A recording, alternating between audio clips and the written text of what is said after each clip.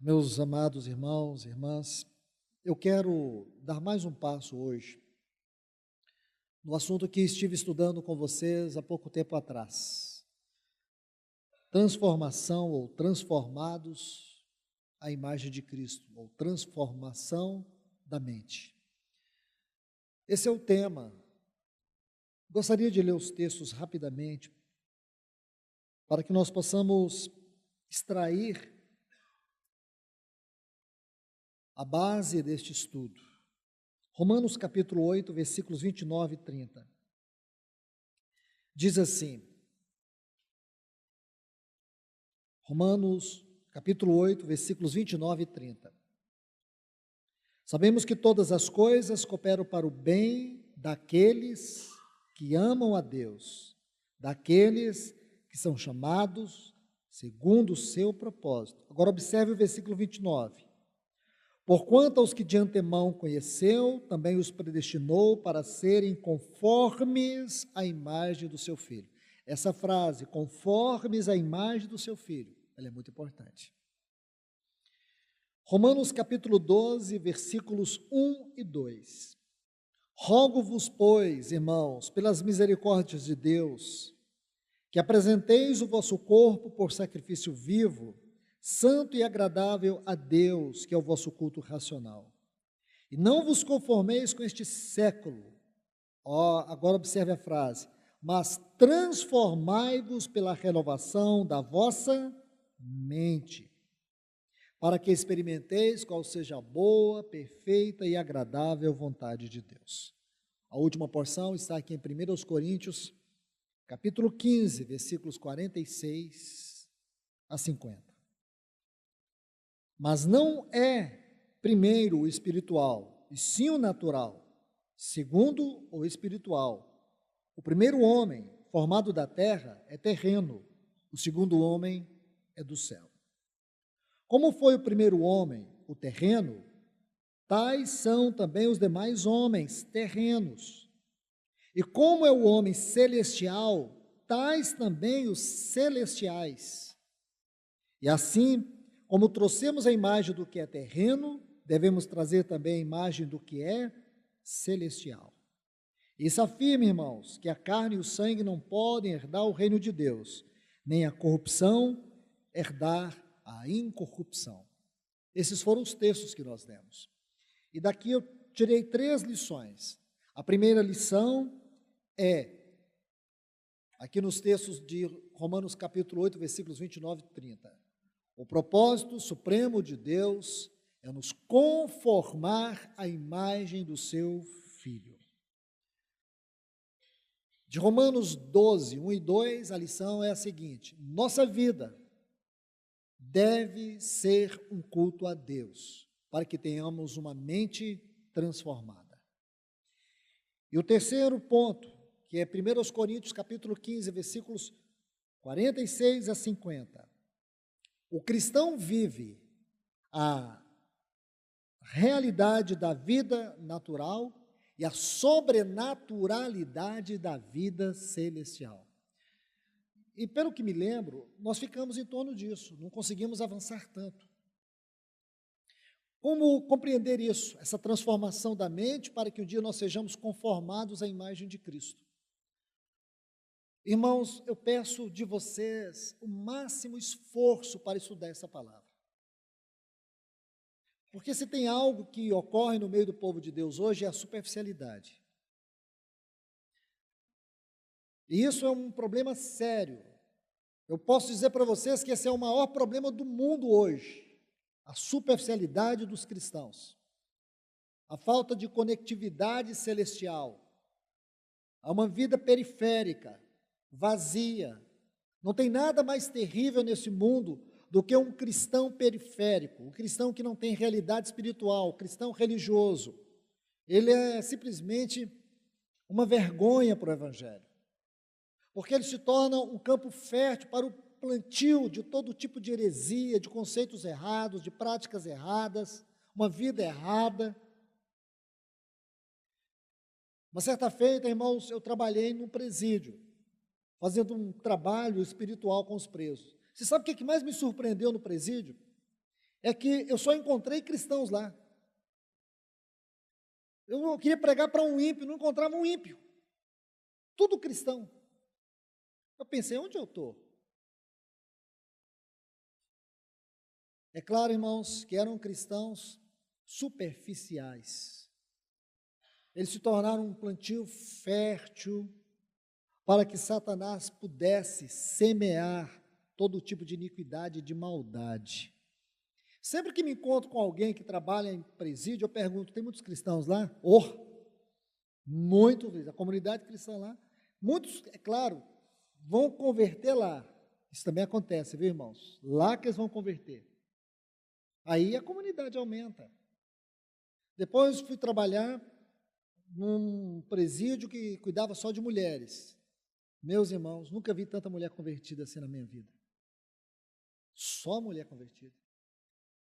Uma vez eu brinquei com a irmã que cuidava disso. Falei, por que você não transforma isso aqui num convento? Esse tanto de mulher aqui convertida. Isso é uma vergonha para o evangelho, irmãos.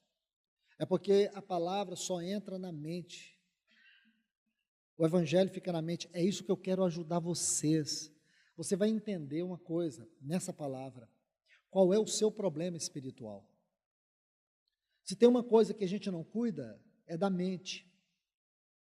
Você tem a disciplina de toda semana, 3, 4, 5 vezes ir na academia, malha lá por horas. Tem muitos aqui que fazem isso. Outros se preocupam com a suplementação. Toma ômega 3, toma isso, toma aquilo outro, preocupa com a saúde. Se sentir uma tosse, aí entra com vitamina C, porque preocupa com a saúde. O que está de errado nisso, irmãos? O problema é que nós deveríamos preocupar com o essencial. A minha saúde não é essencial? Meu corpo não é essencial? Espere aí, antes de você me julgar, é melhor você se julgar. Nós deveríamos preocupar com o nosso espírito. Por isso que Paulo fala lá para Timóteo, o exercício físico para pouco tem proveito. Certo? Exercita-te na piedade. Nós vamos ler esse texto depois com propriedade e examiná-lo hermeneuticamente. Aí você vai entender que não é pecado você cuidar do corpo. O pecado é quando você cuida do corpo, você cuida da saúde, cuida do seu penteado, cuida disso, cuida daquilo, fica preocupado se tem ruga, se não tem, fica olhando o nariz o tempo todo. Você entende? E você não preocupa de uma coisa que é importante, que está a sede das suas emoções, mente. Talvez você nunca percebeu, nunca se preocupou, mas você tem um homem interior. Um homem interior. Ele é dividido por duas partes, espírito e alma. O espírito tem 3 faculdades: intuição, consciência e comunhão. A consciência é a faculdade mais importante do espírito. A alma, ela tem 3 partes também: vontade, mente e emoções. E se você consegue colocar essas faculdades juntas, paralelas, você vai perceber que a intuição está ligada à vontade, a consciência está ligada à mente, e a comunhão do espírito está ligada às emoções da alma. Isso é muito importante. Eu vou tentar lhes mostrar algo aqui que vai te ajudar. Abra sua Bíblia em 2 Coríntios, capítulo 11, versículo 13. Vamos começar a partir daqui, para saber o que aconteceu com a queda, o que aconteceu com o nosso homem interior. 2 Coríntios 11, 13. Paulo diz assim: mas receio que assim como a serpente enganou a Eva com a sua astúcia, assim também seja corrompida a vossa mente e se aparte da simplicidade e pureza devidas a Cristo. Eu li rápido, mas não tem problema não. Nós vamos ler agora com detalhe as partes importantes desse texto. A primeira parte é a expressão astúcia. Ela fala de uma artimanha, fala de uma sabedoria falsa, ilusória. Escute, irmãos, aqui Paulo vai descrever para nós o que aconteceu exatamente quando aquela serpente encontrou Eva em Gênesis 3. Ele vai traduzir para nós. Sabe o que houve? Houve uma astúcia, uma artimanha. uma astúcia, uma artimanha, uma sabedoria. A serpente usou uma sabedoria que ela iludiu a Eva. Eva foi iludida pelo encanto da sabedoria da serpente. Por que é importante entender isso? Porque isso nos dá base para entendermos como nós somos facilmente enganados pelas ilusões malignas, satânicas e mundanas. Observe uma outra palavra, corrompida, corrompida a vossa mente. A palavra aqui é séria. Destruição da mente. Deixa eu te contar. O homem adâmico, Adão e Eva, quando Deus os criou, Deus criou assim: espírito, alma e corpo. O espírito, nessas três faculdades, é aqui, irmãos, preste atenção. Preste atenção, é aqui que você precisa conhecer. Eu te desafio aqui, responde para você. Você conhece muito mais do seu corpo, você conhece muito mais da sua vida física, da sua saúde, do que do seu espírito? Você conhece o seu espírito? Vou te fazer uma pergunta mais clara. Você conhece o que é intuição? Está dentro de você, você conhece? Levante a mão aí, alguém que conhece bem sobre a sua intuição. Meu Deus. Irmãos, deu vontade de vazar daqui agora. 2 pessoas.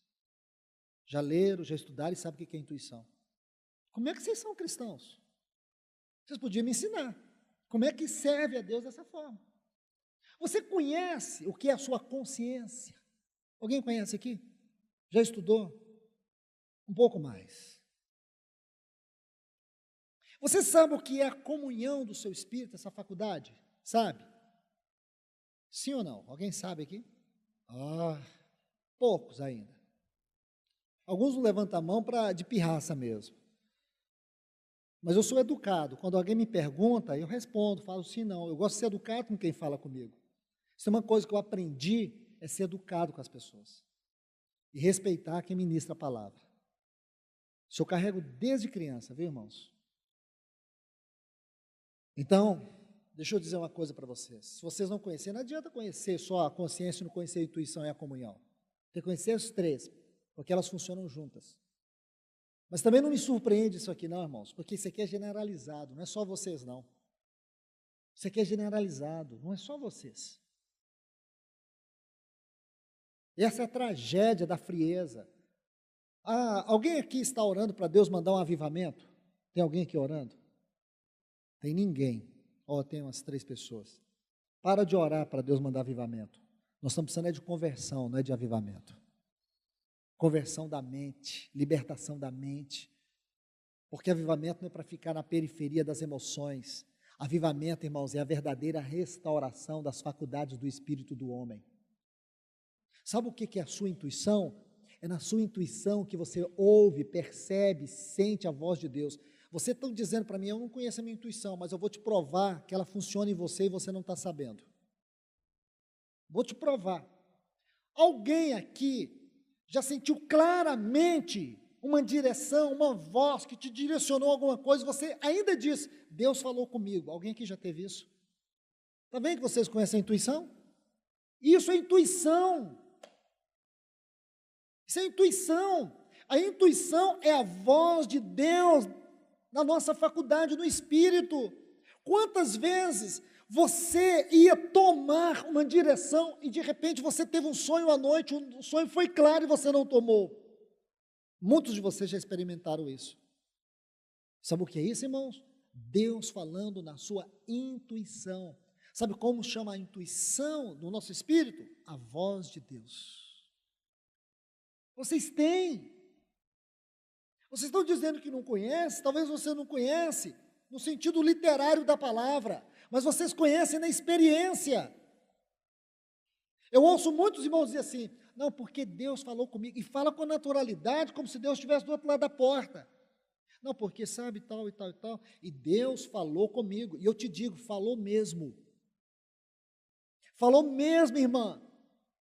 Quando você muitas vezes diz assim, por isso e por isso, porque Deus falou comigo, falou mesmo, Ele fala, porque você é uma filha, você é filho. É lá na intuição que vai a voz de Deus.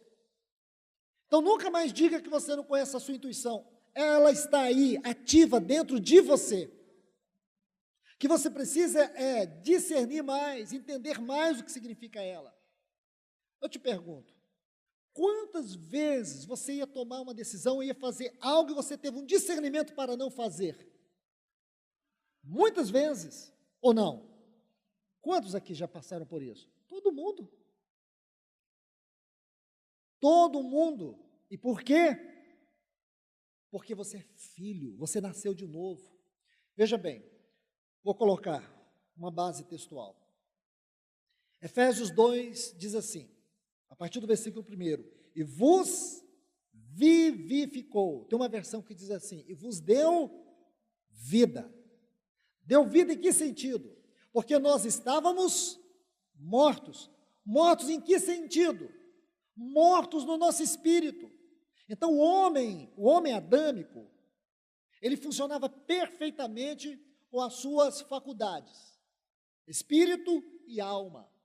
Adão, antes de cair, a sua intuição governava a sua vontade, a consciência governava a mente, a comunhão governava as emoções. Quando Adão caiu, foi essa parte que morreu dentro dele. A palavra morreu é muito forte, significa que essa parte ficou inativa. Quando você é salvo, quando você nasce de novo, o que nasceu em você? Espírito. Significa que agora a sua intuição, a sua consciência e a sua vontade, elas estão agora liberadas. Elas estão agora vivas, renovadas. Agora cabe a nós fazer o quê? Alimentar a vida no espírito e não a vida da alma. Olhe 2 pontos importantes. Vou colocar 2 textos. Gálatas 5,16. Andai no espírito e jamais satisfareis o desejo da vossa carne, que é a alma. O outro texto. Não vos embriagueis com vinho, alma, mas enchei-vos do espírito. Aonde o Espírito Santo habita no nosso interior? Quando você diz assim, o Espírito Santo habita em mim, onde ele habita? No Espírito. Ele habita na sua intuição, na sua consciência, na sua comunhão. A intuição é a voz de Deus. É onde você percebe e discerne a voz de Deus. A consciência é a faculdade mais elevada do Espírito, porque ela te liga do natural ao espiritual. Ela te traz o julgamento do que é certo, do que é errado, do que não é bom. Então, a consciência, ela domina a mente. A alma tem essas 3 faculdades, como o Espírito tem 3. E a comunhão do Espírito é onde nós entramos na oração, na adoração, elas funcionam juntas, essas 3 faculdades.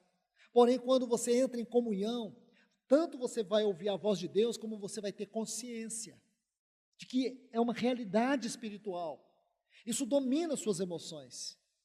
Nós somos uma sociedade que estamos emocionalmente adoecendo rapidamente. Para você ter uma ideia, até o ano 2021, o mundo será constituído de 3 bilhões de pessoas doentes emocionalmente. Depressão, transtorno de ansiedade, todas essas coisas estão aumentando de uma forma assustadora. E por quê, irmãos? Porque as pessoas não conhecem isso. Se conhecesse o que é vida no Espírito, se nós alimentarmos a vida no Espírito, nós vamos ser curados na nossa vontade. Você não vai querer fazer as coisas do jeito que você quer, da maneira que você quer, você vai ouvir a voz de Deus para te trazer direção. Quantas pessoas fazem tudo do jeito que eles querem, diante de circunstância, eles não têm medo, nenhum temor de fazer as coisas de qualquer jeito, eles não ouvem a direção de Deus, eles estão governados pela vontade, pelas emoções, pelo que sinto, pelo que penso e pelo que quero. Isso define as faculdades da alma. Então, por favor, meus irmãos, escute isso, é de extrema importância. Deixe-me colocar um texto, talvez aqui a gente termine. Gênesis capítulo 6, vamos ler os versículos 1 a 3.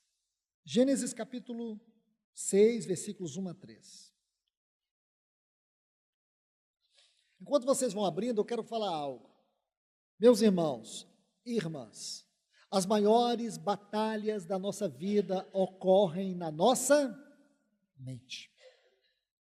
As maiores guerras, as mais devastadoras, destruidoras, que destroem nossas emoções, que destroem nossa visão, que destroem nossa sensibilidade, que destrói nosso discernimento, que destrói nossa comunhão com Deus. Tudo isso ocorre na nossa mente. Permita-me dizer outras coisas. Você sabe aonde estão as maiores prisões do mundo? Na nossa mente. Muitas pessoas estão em prisões, em cativeiros, limitadas, com problema de estima, amarradas pela síndrome da mediocridade, pessoas que sofrem de extrema carência, que não conseguem viver a vida cristã num plano mais alto, vivem a espiritualidade na superficialidade, não conseguem fluir na oração, não conseguem fluir na palavra. E por quê? Por causa dessas prisões interiores, mentais. O espírito não consegue tocar as faculdades da alma. Se nós entendermos isso, eu digo para vocês, se nós entendermos isso, hoje mesmo, neste lugar, ocorrerá uma explosão de milagre na vida de muitas pessoas. Você vai perceber amanhã como as coisas vão mudar. Você vai deixar de ser uma pessoa ácida. Sabe aquela pessoa ácida? Só fica na defensiva. Tudo ela vê de maneira negativa. Você vai contar uma história para ela, você tem que ir bem devagar, porque dependendo, ela já chegou na conclusão e ela entende tudo errado, só anda na contramão. Você fala, nosso dia está bom hoje, mas vai chover, mais tarde vai chover. Só vê assim, irmãos. Só vê as coisas de maneira negativa, mente ácida. Nós somos pessoas cheias de feridas, irmãos, cicatrizes. As piores cicatrizes são aquelas que ficam escondidas na nossa alma. Pessoas que intoxicam o ambiente. Você chega na casa dela, o ambiente é pesado. Ela é uma pessoa que sobrecarrega o casamento, sobrecarrega a família. Pessoas que não têm paz interior. Pessoas que só vivem sofrendo por antecipação. Vai viajar amanhã, sabe por que ela não dorme? Porque ela já está vendo o carro sendo esmagado por uma carreta. Sabia que tem pessoas assim, irmãos? Acontece um problema, ela já viu o final, e o final é muito triste. Como uma pessoa pode viver a vida cristã assim? Eu estou falando para cristãos, não é o mundo. Muitas pessoas aqui têm essas prisões. Essas são algumas prisões que as pessoas têm. Por isso elas ficam tóxicas. Por isso elas ficam ácidas. Aí você e nós começamos a condenar essas pessoas. Nós não sabemos causa, tudo tem uma causa. Quantas mulheres aqui, tiveram dificuldade no relacionamento com seus pais, perderam seus pais, ou seus pais as abandonaram. Eu conheço uma irmã aqui, dentre outras, ela me contou a história o dia que o pai dela foi embora da sua casa. Aí ela me contava assim, naquele dia, eu estava calçada com chinelinha assim, aí eu estava com a roupinha assim, aí eu fiquei na porta e ele foi embora. E eu fiquei olhando para ele. A roupa dele era assim, ele estava assim, e ele foi embora. Eu tinha 7 anos. Aí eu perguntei para ela, qual a roupa que a sua mãe estava? Eu não me lembro.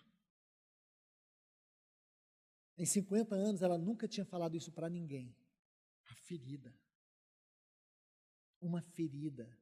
Quando você estuda a neurociência e fala do relacionamento fundamental entre o pai e uma filha, irmãos, você começa a entender a dimensão de uma ferida como essa. Aí ela casa, aí o marido fica assim, sua fria, sua geladeira. Você não tem sentimento, você não me ama. Porque o amor do pai, na biologia e na psicologia de uma criança, tende a construir esse lugar da sexualidade na vida dela em relação ao outro. Porque o amor do pai é um amor transformador de caráter e formação de caráter. E Deus nos criou assim.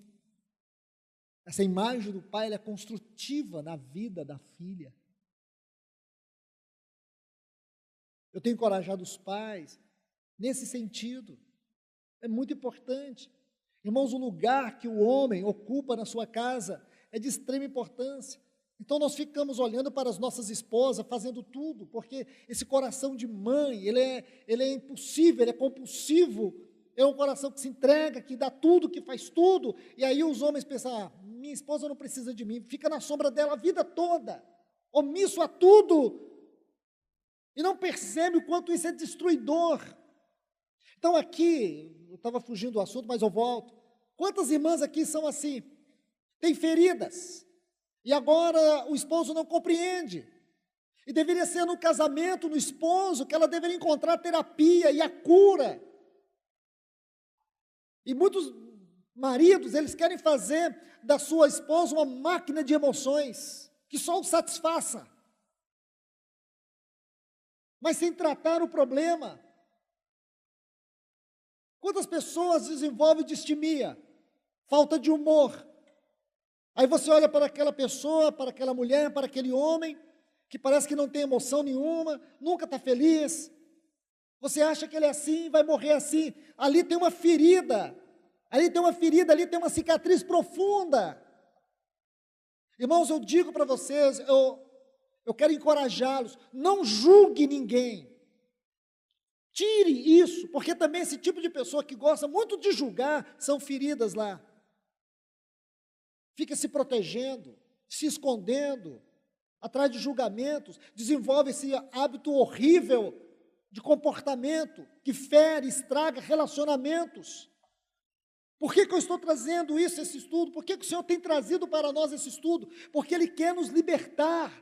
Se nós queremos experimentar um avivamento, irmãos, nós temos que experimentar um avivamento que tenha transformação de caráter. Não é cultos cheio de euforia. Não, casamentos transformados. Lares transformados. Não adianta a gente ficar fazendo encontros, lendo livros sobre esses assuntos, irmãos, se nós não tratarmos do problema crucial. Crucial. Mente.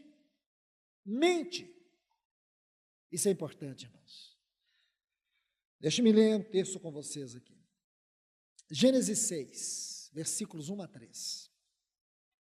Preste atenção.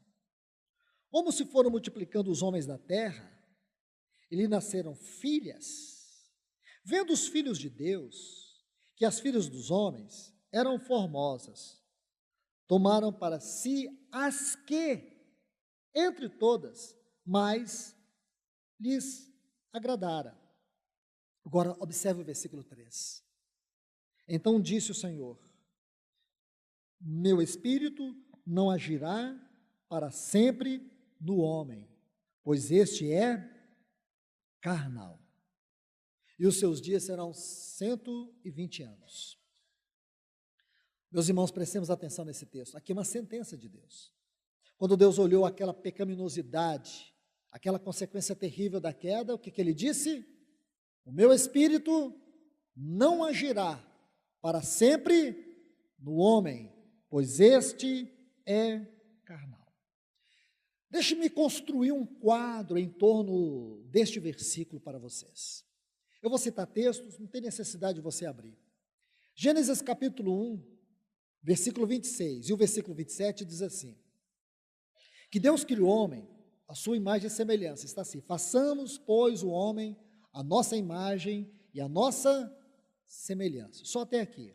O 27 diz assim: criou, pois, Deus o homem à sua imagem, a imagem de Deus o criou, somente até aqui. Então você vai ver que Deus criou o homem à sua imagem e à sua semelhança. Quanto à imagem de Deus no homem, Deus criou para que nessa imagem o homem tivesse a expressão de Deus, ele expressasse Deus. E quanto à semelhança, Deus criou o homem para que ele pudesse ter comunhão com Deus. Então nós vemos aqui que Deus criou o homem para a sua expressão e para a comunhão, para que o homem pudesse expressar Deus por meio do governo de Deus. O homem era uma expressão de Deus na terra. Quando você lê Gênesis capítulo 1 e 2, você pode ler isso baseado no Salmo de número 8, você vai ver justamente isso. O Salmo de número 8 vai mostrar para nós tudo isso. O Salmo de número 8 vai dizer assim, em outras palavras, que a terra e o céu estavam numa conectividade próxima. Espiritualmente falando, a terra e o céu, em Gênesis capítulo 1 e 2, eram muito próximas. Havia uma harmonia. A terra refletia o céu, e o céu era um espelho para a terra. Que lindo, irmãos, era aquele ambiente. Era tão lindo que a Bíblia diz que Deus, ele descia no jardim do Éden na virada do dia. E é lindo isso, irmãos, quando você examina esse texto no hebraico, a palavra ali, presença de Deus, é peniim, da onde vem face. A tradução melhor é que a face de Deus percorria todo o jardim do Éden. Que lugar era aquele, irmãos? Aquele era o jardim de Deus na terra. A terra era o jardim de Deus, mas o homem caiu. Quando o homem caiu, ele perdeu a expressão e a comunhão com Deus. Isso é muito importante. Deixe-me ler alguns textos. Gênesis 2,17 diz assim: mas a árvore do conhecimento do bem e do mal não comerás, porque no dia em que dela comeres, certamente morrerás. Esse texto não está fiel em conformidade com o hebraico. No hebraico está assim: morrendo, morrerás. É assim que está no texto hebraico. Morrendo, essa palavra certamente não existe. Certamente não existe. No hebraico está assim: morrendo, morrerás. Esse morrendo é a morte espiritual. E o morrerás é a morte eterna. Então a primeira morte que o homem experimentou foi a espiritual. Por isso que a primeira vida que o homem experimenta é a vida no espírito. Tá certo? É a vida no seu espírito. A sua faculdade agora flui. Intuição, consciência e comunhão. É aqui que vem a vida. É aqui que o espírito vai habitar. É aqui que a palavra fala. E os efeitos da obra de Deus no nosso espírito vai refletir na nossa vontade, na nossa mente, nas nossas emoções. Mas deixe-me colocar outros textos que eu preciso falar algo muito sério. Observe bem, Gênesis capítulo 3, versículo 8, que é o texto que eu acabei de citar. Diz assim: quando ouviram a voz de Deus que andava, essa palavra andava, no jardim pela viração do dia, essa palavra andava, que é peniim. Vou colocar outras traduções. A tradução brasileira, essa tradução foi revisada por Rui Barbosa, irmãos. Tradução muito bonita, muito linda, muito importante. Diz assim: ouviram o ruído de Deus Jeová, que passeava pelo jardim. Uma outra versão, a versão corrigida, está assim: e ouviram a voz do Senhor, que passeava pelo jardim. E a Bíblia King James, que é uma versão muito importante, ela foi traduzida por Tyndale, depois traduzida para o inglês, do inglês para o português. Ela diz assim: eles ouviram os passos de Jeová, que caminhava pelo jardim. Por que eu leio tudo isso, irmão? Não seria melhor ler só uma versão, só para nos dar um quadro? O que era aquela comunhão que Adão tinha com Deus? Era como se a face, era como se eles escutassem o caminhar de Deus, os passos de Deus pelo jardim. Essa era a comunhão que eles sentiam, e tudo isso era experimentado por um espírito vivificado. Sua alma era governada por essa vida no espírito. Hoje, ao contrário, é a nossa alma que está no governo e não o nosso espírito. O homem hoje, ele deixou de ser um homem espiritual e passou a ser um homem almático. Por isso que existe esse tanto de transtorno, essas doenças. Por isso que existe pessoas com tantos complexos e complicadas. Por isso que as pessoas estão mentalmente e emocionalmente doentes. Isso é sério, meus irmãos.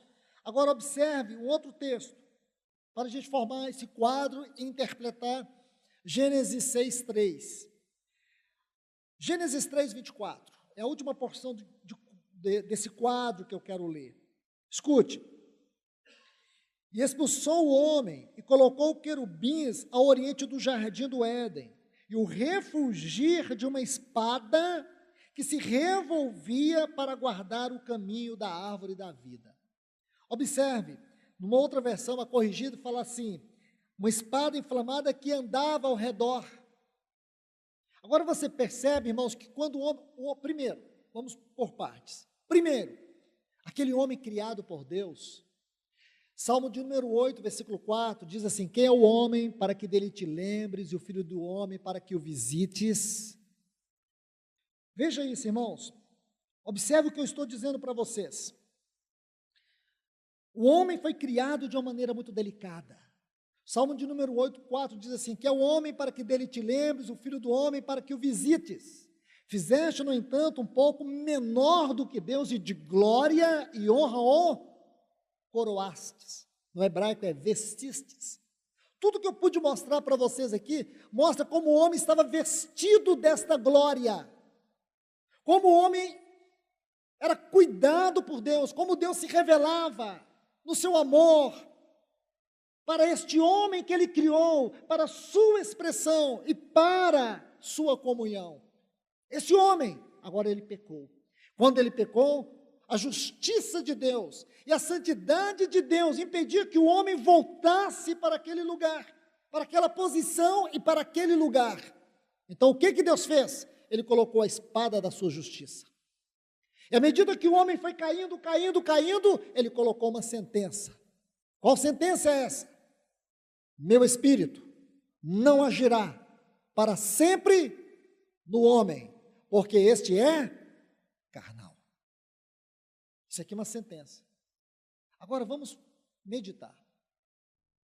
O que você me diz quando você lê Gênesis 6:3 com Atos 2:1, quando diz que o Espírito Santo desceu e veio habitar aqueles quase 120? Por que Atos não colocou assim, quase 110, quase 150, colocou quase 120, porque Deus disse, os dias da sua vida serão 120 anos, Deus queria que nós lembrássemos de algo.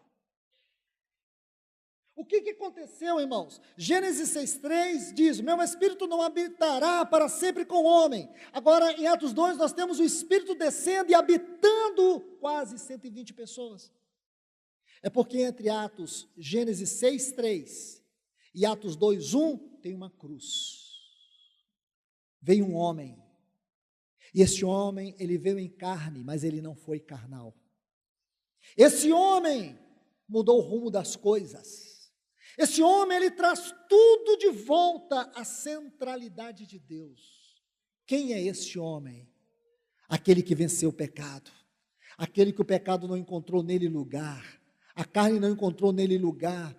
Embora tenha sido tentado em todas as coisas, ele não pecou. Ele foi provado em tudo, não caiu. Ele venceu Satanás, ele venceu o pecado, ele venceu a morte. Ele foi o homem segundo o coração de Deus. Este é o homem, e este homem tornou a nossa vida. Jesus é a nossa vida. Ele é o nosso modelo. Ele é o homem por nós diante de Deus. Eu vou repetir. Ele é o homem por nós diante de Deus. Se ele é este homem, Paulo diz, não sou eu quem vivo. Gálatas, capítulo 2, versículo 20. Não sou eu quem vivo, Cristo vive em mim. Gálatas 1,16. Deus aprove Deus revelar seu Filho em mim, não é para mim, é em mim. Sabe o que significa isso? Dentro de nós existe uma revelação de Cristo. É pouco isso, irmãos? É pouco isso? Não é pouco, irmãos. Não é uma revelação para mim, é uma revelação dentro de mim. Colossenses 3, Paulo diz assim: Cristo é a vossa vida. Em Filipenses 1, 21, o que ele vai dizer? 1, 20, aliás, que Cristo é a sua vida. Cristo é a nossa vida, irmãos. Onde está o grande problema? Paulo vai responder, e nós vamos estudar isso mais à frente, é que nós não sabemos o que é estar em Cristo, participar da sua vida, tê-lo como nossa vida. Isso tem que ser experimentado no nosso espírito. Se você deixar a alma te dominar, você não tem anelos para orar, para ler a palavra. Você vai ter só busca pelo mundo, pelas coisas do mundo. Meu irmão, minha irmã, eu te peço no nome de Jesus, tenha a humildade nessa manhã de colocar sua vida na balança. E você vai perceber o que te domina mais, os anelos da carne, os anelos do mundo ou os anelos espirituais. Porque se for os anelos do mundo, alguma coisa está errada, algo errado.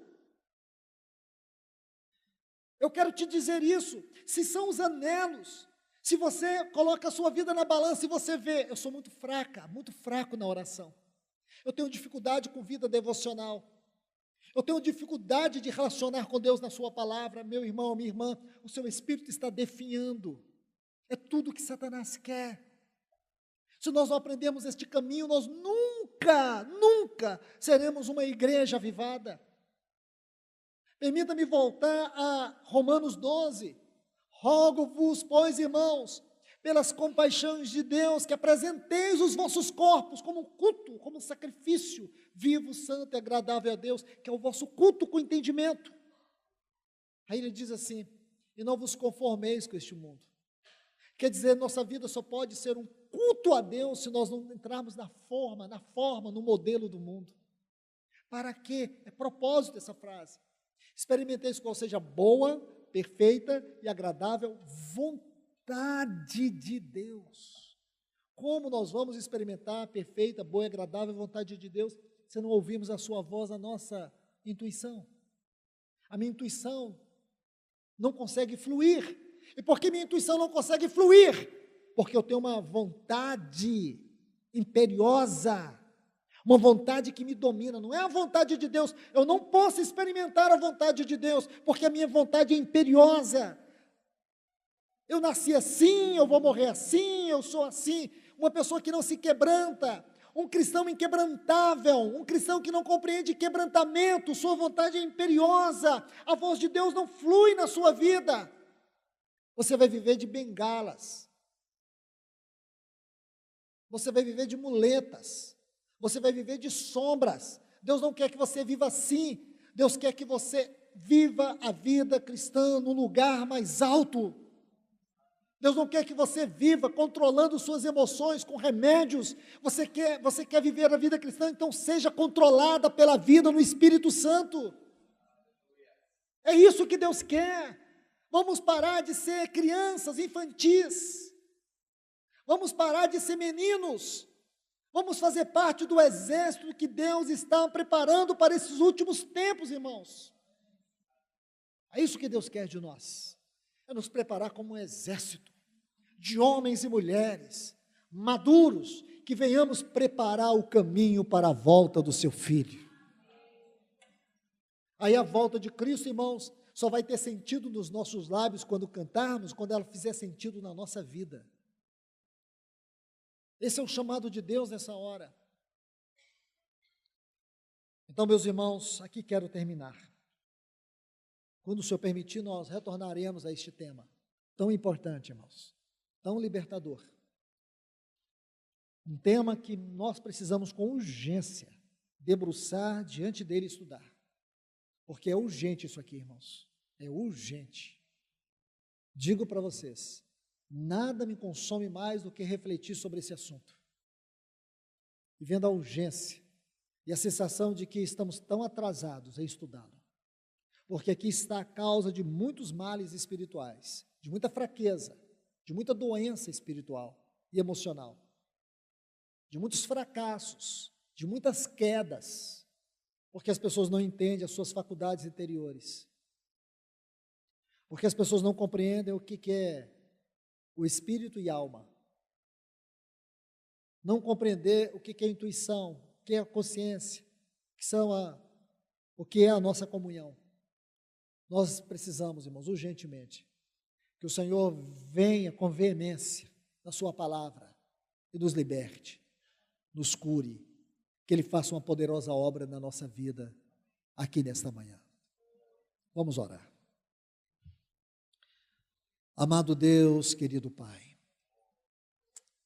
Senhor, nós te pedimos em nome de Jesus, mais uma vez, tenha misericórdia de nós.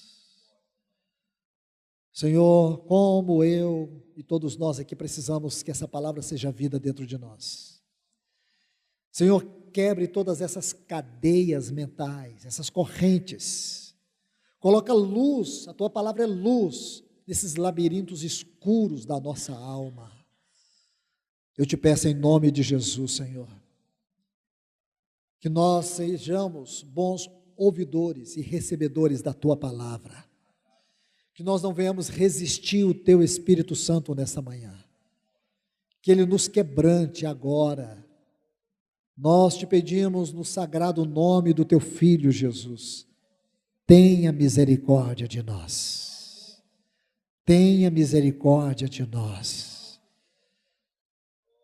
liberta homens e mulheres aqui nesta manhã, Senhor, feridas, cicatrizes, Senhor, que esta vida no Espírito possa trazer a cura, a terapia que eles precisam nesta hora.